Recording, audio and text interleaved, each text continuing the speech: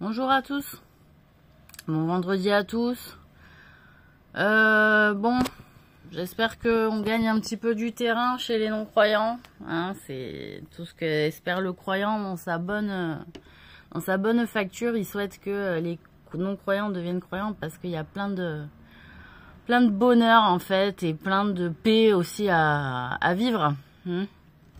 Donc ils aiment bien partager la paix, un peu le bonheur avec les gens. Vous voyez, les croyants, ils sont un peu comme ça. Bon alors, on repart, on est vendredi, on repart sur la Bible, hein, on aime bien. Donc, au pifomètre, j'ouvre et je tombe sur le livre des Chroniques avec chapitre 30, célébration de la Pâque. Est-ce que vous êtes prêts? C'est un peu long.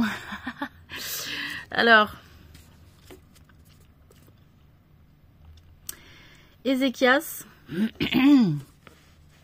envoya des messagers dans tout Israël et Juda, et il écrivit aussi des lettres à Ephraïm et à Manassé, pour qu'ils viennent à la maison de l'Éternel à Jérusalem célébrer la Pâque en l'honneur de l'Éternel, le Dieu d'Israël. Donc peut-être qu'on ne le sait pas, mais les Juifs célèbrent la Pâque. Voilà, il n'y a pas que les chrétiens en fait, les Juifs aussi. Et d'ailleurs, je crois que c'est pas le même jour, hein, il me semble, hein, la Pâque juive et la Pâque chrétienne. Hein, il y a une dissociation. Hein. Le roi, ses chefs et toute l'assemblée avaient tenu conseil à Jérusalem afin que la Pâque fût célébrée au second mois, car on ne pouvait la faire en son temps parce que les sacrificateurs ne s'étaient pas sanctifiés en assez grand nombre et que le peuple n'était pas rassemblé à Jérusalem. La chose ayant eu l'approbation du roi et de toute l'assemblée, ils décidèrent de faire une publication dans tout Israël depuis Beersheba jusqu'à Dan pour que l'on vînt à Jérusalem célébrer la Pâque en l'honneur de l'Éternel, le Dieu d'Israël. Car elle n'était plus célébrée par la multitude comme il est écrit. Les coureurs allèrent avec les lettres du roi et de ses chefs dans tout Israël et Juda. Il est dommage hein, dans l'Ancien Testament qu'on dise comme ça le Dieu d'Israël. Bon, on l'a universalisé avec le christianisme et Jésus. Hein, Dieu était pour tous, c'est pas seulement pour les Juifs. Mais bon voilà, il faut remettre les choses dans son contexte. Hein, en réalité, c'est vrai que les Juifs, en refusant de reconnaître Jésus comme prophète, il y a une part quand même d'égocentrisme hein, qui font que ils sont assez égoïstes sur l'aspect de gouvernance hein, des lois religieuses hein, sur terre. Et d'après l'ordre du roi, ils dirent, hein, puisqu'on part toujours du principe que ce qui est plus ancien est plus vrai que ce qui est le plus nouveau, en réalité, Dieu actualise les choses au fur et à mesure de notre temps. Hein, il s'adapte aussi à nous. Donc dire que oui, donc c'est plus ancien, donc ça a plus de légitimité pour faire loi et justice, en réalité, non. Il y a eu des changements au cours des siècles dont il faut tenir compte, puisqu'en réalité, le monde change, les mentalités changent, et Dieu a montré qu'il ne laissait absolument pas tomber ses créatures et qu'il s'adaptait aussi aux nouvelles habitudes, aux nouveaux comportements, aux nouvelles mœurs, aux nouvelles coutumes aussi. Hein, voilà. Qu'est-ce que je voulais dire? Voilà. Et d'après l'ordre du roi, ils dirent, enfants d'Israël, revenez à l'Éternel, le Dieu d'Abraham, d'Isaac et d'Israël, afin qu'il revienne à vous.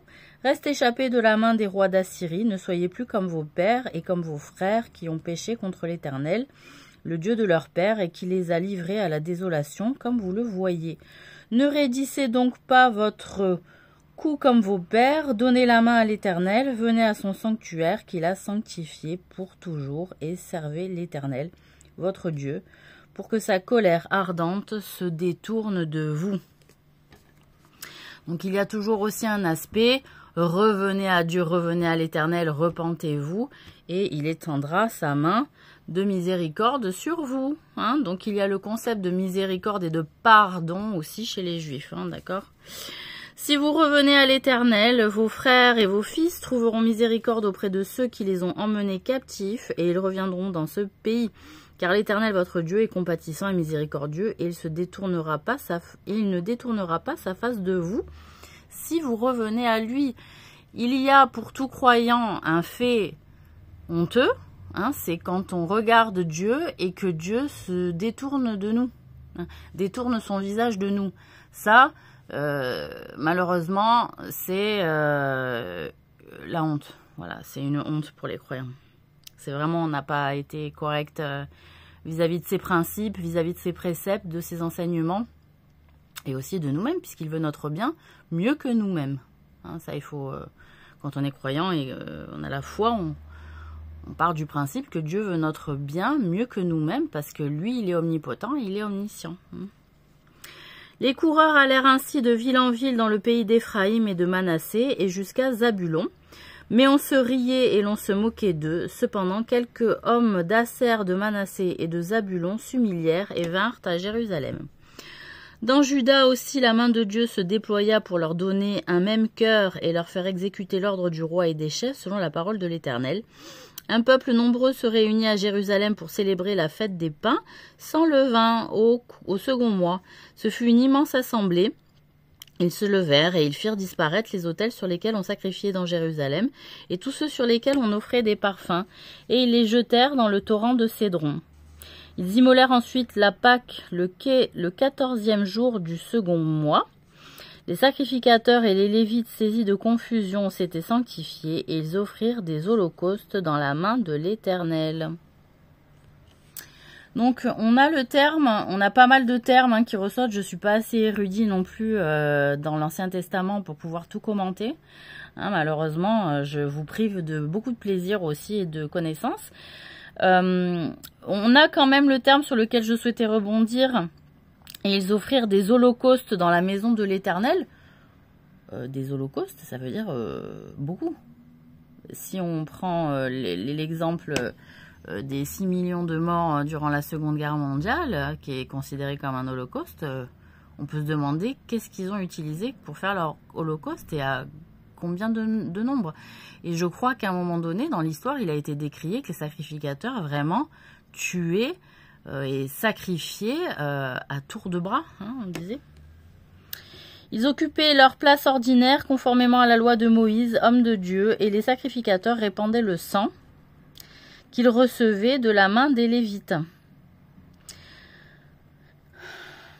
Comme il y avait dans l'assemblée beaucoup de gens qui ne s'étaient pas sanctifiés, les Lévites se chargèrent d'immoler les victimes de la Pâque pour tous ceux qui n'étaient pas purs afin de les consacrer à l'Éternel. Là, on peut se demander si c'était des sacrifices humains ou des animaux. Sachant que l'ordre de Dieu, déjà, il avait été donné à Abraham de choisir l'animal plutôt que des humains.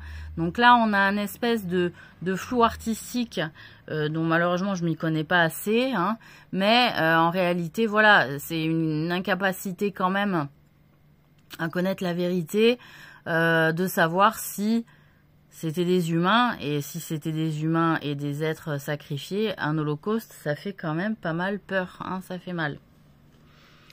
Voilà. Comme il y avait dans l'assemblée beaucoup de gens qui ne s'étaient pas sanctifiés, les Lévites se chargèrent d'immoler les victimes de la Pâque pour tous ceux qui n'étaient pas purs, afin de les consacrer à l'Éternel, car une grande partie du peuple, beaucoup de ceux d'Éphraïm, de Manassé, d'Issacar et de Zabulon, ne s'étaient pas purifiés. Ils mangèrent la Pâque sans se conformer à ce qui est écrit. Voilà, plus on est fou, plus on rit, mais à un moment donné, les gens ils suivaient même pas les préceptes de rituel. Mais Ézéchias pria pour eux en disant « Veuille l'Éternel qui est bon pardonner à tous ceux qui ont appliqué leur cœur à chercher Dieu l'Éternel, le Dieu de leur père, quoiqu'ils n'aient pas pratiqué la sainte purification. » Il faut voir hein, les dérives qui a pu avoir lieu aussi au cours des temps, au cours de certains aussi rabbins. D'accord, parce qu'il y avait des rabbins qui avaient plus ou moins telle politique et se laissaient influencer aussi par d'autres communautés dans certaines villes, et que on pouvait aussi chercher, quand on était vraiment pieux et qu'on voulait faire les choses dans le bon ordre hein, religieusement, il y avait des temples et il y avait des cités qu'on évitait. Hein, pour trouver quelqu'un dans la droiture, dans la droite lignée d'Abraham et de Moïse, on pouvait chercher longtemps dans les temples et dans différents endroits. Et on pouvait beaucoup voyager pour trouver quelqu'un vraiment de science et qui pratiquait correctement le judaïsme. Parce qu'en réalité, beaucoup de gens se déclamaient, s'acclamaient rabbins, etc. Mais qu'en réalité, ils faisaient de mauvais offices et ils servaient extrêmement mal le service judaïque. Donc voilà. Mais Ézéchias pria pour eux en disant: veuille l'Éternel qui est bon pardonner à tous ceux qui ont appliqué le cœur à chercher Dieu, l'Éternel, le Dieu de leur père, quoiqu'il n'ait pas pratiqué la sainte purification. Donc là, c'était quelque part le religieux qui, par son invocation, purifie ceux qui n'ont pas pratiqué le rituel de purification. Voilà, bon. L'Éternel exauça Ézéchias et il pardonna au peuple. Ainsi, les enfants d'Israël qui se trouvèrent à Jérusalem célébrèrent la fête des pains sans levain pendant 7 jours avec une grande joie. Et chaque jour, les Lévites et les sacrificateurs louaient l'Éternel avec les instruments qui retentissaient en son honneur. Ézéchias parla au cœur de tous les Lévites qui montraient une grande intelligence pour le service de l'Éternel. Ils mangèrent les victimes pendant 7 jours, offrant des sacrifices d'action de grâce et louant l'Éternel, le Dieu de leur père. Donc là, la manière dont c'est compté, ils mangèrent les victimes pendant 7 jours, offrant des sacrifices d'action de grâce. Les victimes, malheureusement, ça laisse entendre que ça pouvait être des êtres humains et pas des bêtes, parce qu'on peut, dans le sacrifice religieux, sacrifier une bête, c'est la bête, le sacrifice, l'ovin, le bovin, ce que vous voulez. Mais là, les victimes, normalement, c'est une opportunité d'être sacrifié au nom de Dieu, c'est une bonne place pour la bête. C'était un honneur pour la bête. Donc les victimes laissent entendre que potentiellement c'était aussi des holocaustes d'êtres humains. Bon, ça fait pas bon ménage quand même. Donc, 7 jours offrant des sacrifices d'action de grâce et louant l'Éternel, le Dieu de leur père. Toute l'assemblée fut d'avis de célébrer 7 autres jours, et ils célébrèrent joyeusement ces 7 jours. Car Ézéchias, roi de Juda, avait donné à l'assemblée 1000 taureaux et 7000 brebis. Voilà, donc là on a la réponse, voilà. Car Ézéchias, roi de Juda, avait donné à l'assemblée 1000 taureaux et 7000 brebis, et les chefs lui donnèrent 1000 taureaux et 10 000 brebis. Donc ce sont des taureaux et des brebis qui ont été sacrifiés. Donc c'est plutôt une bonne nouvelle, c'est pas des êtres humains, on est content, voilà. Et les sacrificateurs en grand nombre s'étaient sanctifiés. Toute l'assemblée de Juda et les sacrificateurs et les Lévites et tout le peuple venu d'Israël et les étrangers venus du pays d'Israël ou établis en Juda se livrèrent à la joie. Il y eut à Jérusalem de grandes réjouissances et depuis le temps de Salomon, fils de David, roi d'Israël, rien de semblable n'avait eu lieu dans Jérusalem. Les sacrificateurs et les Lévites se levèrent et bénirent le peuple, et leur voix fut entendue et leur prière parvint jusqu'aux cieux, jusqu'à la sainte demeure de l'Éternel. Donc sachant que effectivement on peut parler d'holocauste pour les bêtes, a priori, puisque 1000 taureaux, fallait quand même les tuer, 7000 brebis aussi, et qu'un autre chef a donné 1000 taureaux aussi et 10 000 brebis. Donc il fallait tuer les 10 000 brebis. Sachant que, symboliquement, religieusement parlant, le taureau était celui qui portait la vigueur virile, la virilité. Et en réalité, on peut se demander le choix de choisir ces bêtes pour les sacrifier. À l'inverse, les gens pensent qu'en sacrifiant, on va prendre de la force. En réalité, non. En les tuant, en ne les laissant pas vivre sur terre et manger et se dégourdir, etc. En réalité, on perd de la force. Et d'ailleurs, on le voit avec le temps, on a perdu beaucoup de force virile. Et je pense à cause du fait qu'on sacrifie énormément de taureaux. On en a sacrifié pas mal. En tout cas, moi, c'est l'interprétation que j'en fais, je me permets. Et les brebis, symboliquement aussi les brebis, il faut le dire, en tuant 10 000 brebis ou 7 000, ce qui est énorme, on a toujours l'image de la brebis égarée, c'est-à-dire la personne naïve, la personne douce et gentille, la personne qui est de bon contact et qui est à l'écoute des enseignements en soif d'apprendre. Voilà, on a toujours cet exemple avec avec, je vous dis, la brebis égarée, c'est-à-dire qui est quand même soucieux et a l'air de savoir ce qui se fait un peu à droite et à gauche. Donc, il y a une forme de curiosité, mais naïve. Hein, donc, voilà. Donc, je ferme le livre. Et là, je vais tomber sur le chapitre des Éphésiens. Donc, dans le Nouvel Évangile. Alors, donc on arrive sur le chapitre sainteté et pratique chrétienne. Voici donc ce que je dis et ce que je déclare dans le Seigneur, c'est que vous ne devez plus marcher comme les païens. Vous ne devez plus marcher comme les païens, qui marchent selon la vanité de leurs pensées. Ils ont l'intelligence obscurcie. Ils sont étrangers à la vie de Dieu à cause de l'ignorance qui est en eux, à cause de l'endurcissement de leur cœur. Ayant perdu tout sentiment, ils se sont livrés à la dissolution pour commettre toute espèce d'impureté jointe à la cupidité. Mais vous, ce n'est pas ainsi que vous avez appris Christ. Si du moins vous l'avez entendu et si conformément à la vérité qui est en Jésus, c'est en lui que vous avez été instruits à vous dépouiller.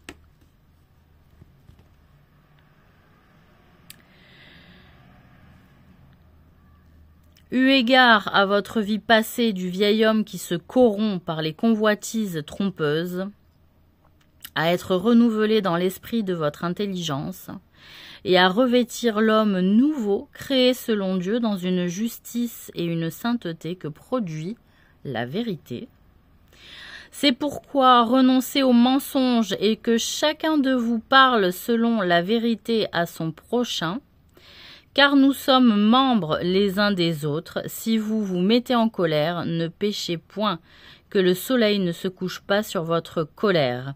Et ne donnez pas accès au diable, que celui qui dérobait ne dérobe plus, mais plutôt qu'il travaille en faisant de ses mains ce qui est bien, pour avoir de quoi donner à celui qui est dans le besoin. Qu'il ne sorte de votre bouche aucune parole mauvaise, mais s'il y a lieu quelques bonnes paroles qui servent à l'édification et communiquent une grâce à ceux qui l'entendent, n'attristez pas le Saint-Esprit de Dieu par lequel vous avez été scellés pour le jour de la rédemption. Que toute amertume, toute animosité, toute colère, toute clameur, toute calomnie et toute espèce de méchanceté disparaissent du milieu de vous. Amen. Soyez bons les uns envers les autres, compatissants, vous pardonnant réciproquement comme Dieu vous a pardonné en Christ. Là, on a vraiment un très beau texte, très pur, un paragraphe. Avant le chapitre 5, il est dans le chapitre 4 en réalité. Et là, je tourne la page et je vois le chapitre 4 dans le livre donc, des Éphésiens qui s'appelle « L'unité de la foi ». Donc, je vais quand même le lire parce que il y a quelque chose de très important dans l'islam, c'est l'unicité de Dieu. Et donc là, je suis intriguée de voir l'unité de la foi. Ça sera le deuxième texte pour le Nouvel Évangile et on terminera par l'Ancien Testament. Je vous exhorte donc, moi, le prisonnier dans le Seigneur, à marcher d'une manière digne de la vocation qui vous a été adressée. En toute humilité et douceur, avec patience, vous supportant les uns les autres, avec charité, vous efforçant de conserver l'unité de l'esprit par le lien de la paix. Il y a un seul corps et un seul esprit, comme aussi vous avez été appelés à une seule espérance par votre vocation. Donc on a tous une vocation individuelle. Il y a un seul Seigneur, une seule foi, un seul baptême, un seul Dieu et Père de tous, qui est au-dessus de tous et parmi tous et en tous. Mais à chacun de nous la grâce a été donnée selon la mesure du don de Christ. C'est pourquoi il est dit: Étant monté en haut, il a emmené des captifs et il a fait des dons aux hommes.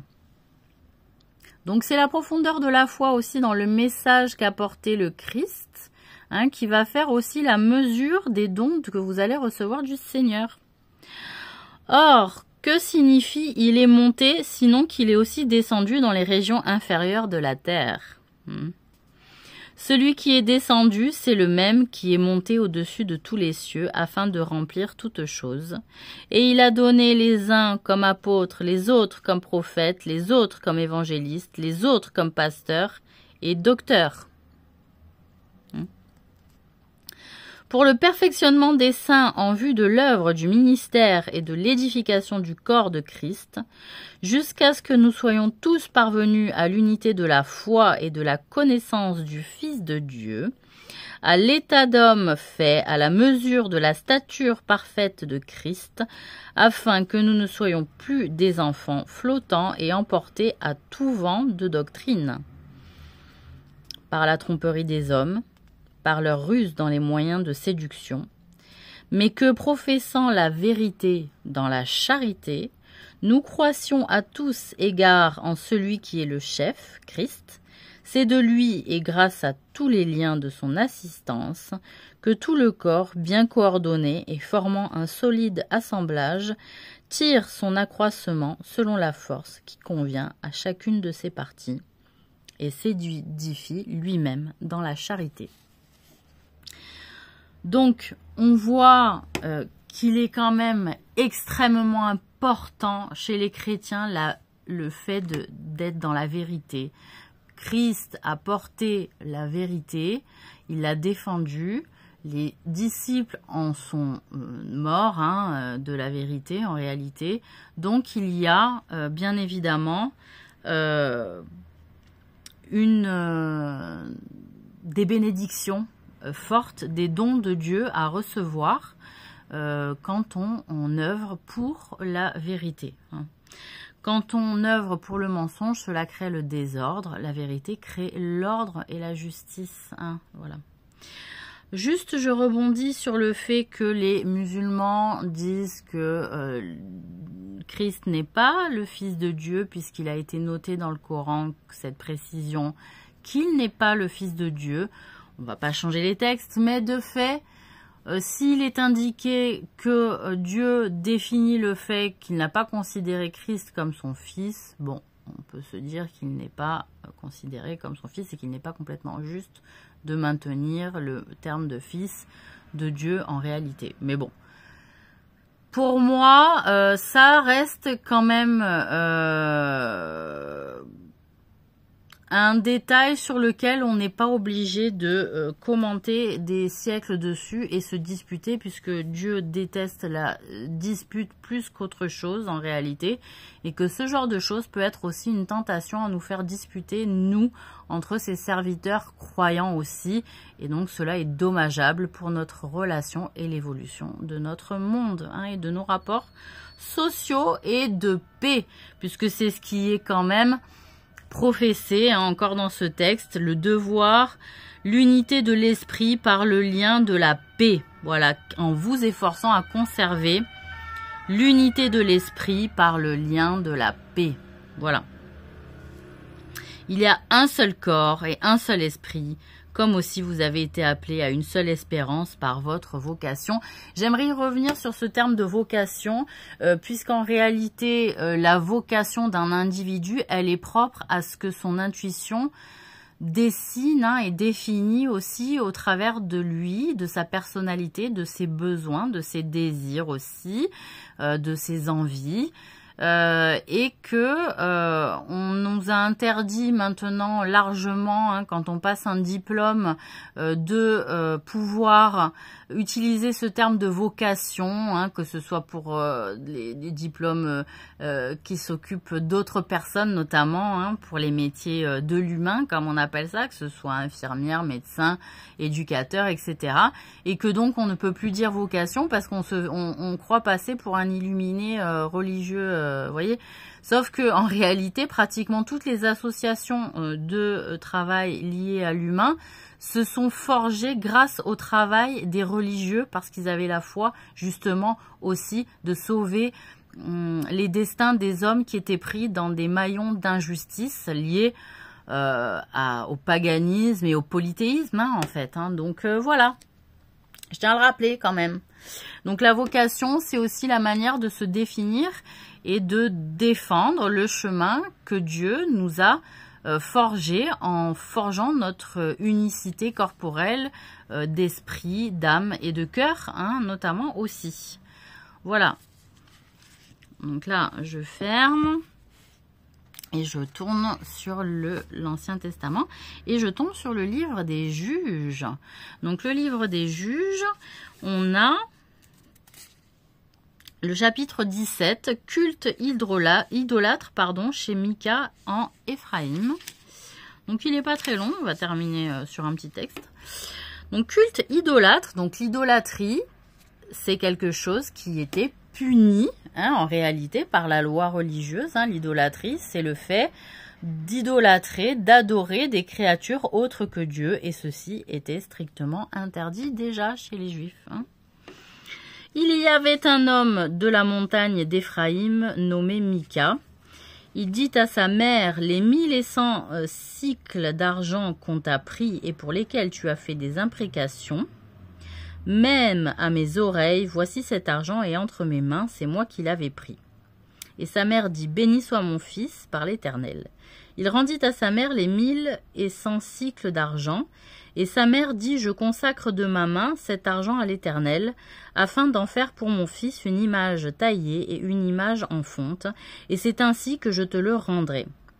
Il rendit à sa mère l'argent, sa mère prit 200 cycles d'argent, et elle donna l'argent au fondeur, qui en fit une image taillée et une image en fonte. Donc là, c'est un péché de fait de faire une image ou peut-être une statuette pour peut-être la prier. On va voir la suite du texte. On les plaça dans la maison de Mika. Ce Mika avait une maison de Dieu. Il fit un éphod et des téraphins, et il consacra l'un de ses fils qui lui servit de prêtre. En ce temps-là, il n'y avait point de roi en Israël. Chacun faisait ce qui lui semblait bon. Donc il fallait des communautés, des familles justes, pour pas que ça parte non plus n'importe comment dans tous les sens. D'où la probité, la nécessité aussi d'une guidance correcte. Il y avait un jeune homme de Bethléem de Juda, de la famille de Juda, il était lévite et il séjournait là. Cet homme partit de la ville de Bethléem de Juda pour chercher une demeure qui lui convint. En poursuivant son chemin, il arriva dans la montagne d'Éphraïm jusqu'à la maison de Mika. Quand on dit Bethléem de Juda, je ne sais pas s'il n'y avait pas deux Bethléem selon mes souvenirs. Je ne suis pas complètement sûre, mais enfin ça me met le doute. Mika lui dit, d'où viens-tu? Il lui répondit, je suis lévite de Bethléem de Juda et je voyage pour chercher une demeure qui me convienne. Mika lui dit, reste avec moi, tu me serviras de père et de prêtre et je te donnerai 10 cycles d'argent par année. Les vêtements dont tu auras besoin et ton entretien, et le Lévite entra. Il se décida ainsi à rester avec cet homme qui regarda le jeune homme comme l'un de ses fils. Mika consacra le Lévite et ce jeune homme lui servit de prêtre et demeura dans sa maison. Et Mika dit, maintenant je sais que l'Éternel me fera du bien puisque j'ai ce Lévite pour prêtre. Vous voyez, alors il y a des personnes en réalité qui étaient d'une telle sagesse, d'une telle probité pour des figures familiales, pour des personnes, qu'elles étaient déclarées prêtres aussi par une autre sagesse d'écoutants de ceux à qui on enseignait et qui déclaraient que finalement telle personne avait la capacité d'être prêtre par une sagesse supérieure et des enseignements et des connaissances supérieures du fait de leur rencontre, de leur voyage, de leurs études, de leur lecture. Voilà, on va s'arrêter là. L'idée, c'était toujours d'être guidé par de gens de bons conseils. Les pays aussi se sont construits de cette manière-là, d'être guidés par des gens de bons conseils. Et il était souvent très compliqué pour des chefs de tribus des chefs ou des gouverneurs, hein, des seigneurs, etc., s'ils étaient mal entourés, mal conseillés, eh bien, ils perdaient leur chef-lieu, ils perdaient la confiance de ceux qui, des personnes dont ils avaient la responsabilité, le territoire, etc. Donc, c'était toujours très demandé des personnes sages et de bons conseils pour guider des peuples, des populations. Bonne semaine à tous!